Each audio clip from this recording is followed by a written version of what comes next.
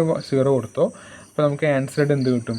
1 കിട്ടും. അപ്പോൾ നമ്മൾ ഇവിടെ ആൻസർ എന്ന് പറയുന്നത് ഇവിടെ AN ആണ്. ANൻ്റെ അവിടെ നമ്മൾ എന്ത് കൊടുക്കുക? അല്ല, A0 = 2 എന്നാണ് തന്നിരിക്കുന്നത് കേട്ടോ. A0 = 1 അല്ല, A0 = 2 എന്നാണ് തന്നിരിക്കുന്നത്.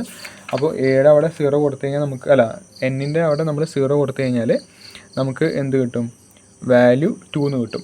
അപ്പോൾ 2 വാല്യൂ ഈക്വൽ ടു, അതായത് നമുക്ക് കിട്ടേണ്ട വാല്യൂ 2 ആണ്. 2 = നമ്മുടെ ഫോർമുലയിൽ എന്താ പറഞ്ഞിരിക്കുന്നത്? A × 3n. അപ്പോൾ A × 3/0 + 35/4 7/n. 35/4 7/0. ഇനി 2 = 3/0 എന്ന് പറയുന്നത് 1 ആണ്, 7/0 എന്ന് പറയുന്നത് 1 ആണ്. അപ്പോൾ A + 35/4 എന്ന് കിട്ടും. ഓക്കെ, എയുടെ വാല്യൂ 2 - 35/4. എയുടെ വാല്യൂ നമുക്ക് സോൾവ് ചെയ്ത് കഴിഞ്ഞാൽ A = -27/4 എന്ന് കിട്ടും. അപ്പോൾ നമുക്ക് എയുടെ വാല്യൂ എന്ത് കിട്ടി? -27/4 കിട്ടി. ബിയുടെ വാല്യൂ നമുക്ക് ഓൾറെഡി എന്ത് കിട്ടിയിട്ടുണ്ട്? 35/4 എന്ന് കിട്ടിയിട്ടുണ്ട്. ഇനി പിന്നെയും നമ്മൾ നമ്മുടെ ജനറൽ സൊല്യൂഷൻ എഴുതിയിട്ട് ആ ഫോർമുലയിൽ ഇത് കൊടുക്കാം. നമ്മുടെ ജനറൽ സൊല്യൂഷൻ എന്തായിരുന്നു? ഇതായിരുന്നു നമ്മുടെ ജനറൽ സൊല്യൂഷൻ. ഇപ്പോൾ നമുക്ക് 2 പാർട്ടും കിട്ടി.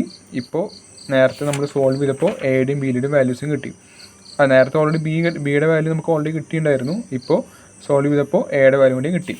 അപ്പോൾ അതും കൂടി സബ്സ്റ്റിറ്റ്യൂട്ട് ചെയ്ത് എഴുതാം. അപ്പോൾ ഇങ്ങനെ ആയിരിക്കും നമ്മൾ ഒരു റിലേഷൻ തന്നു കഴിഞ്ഞാൽ നമ്മൾ സോൾവ് ചെയ്യേണ്ട രീതി എന്ന് പറയുന്നത്.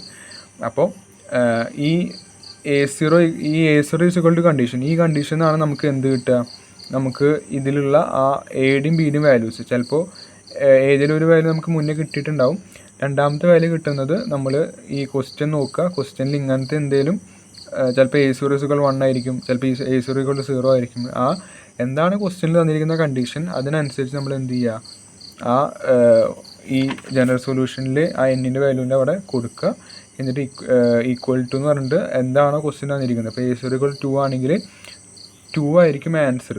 ഓക്കെ, അപ്പോൾ Aക്ക് 0 കൊടുത്തു കഴിഞ്ഞാൽ എന്തായിരിക്കും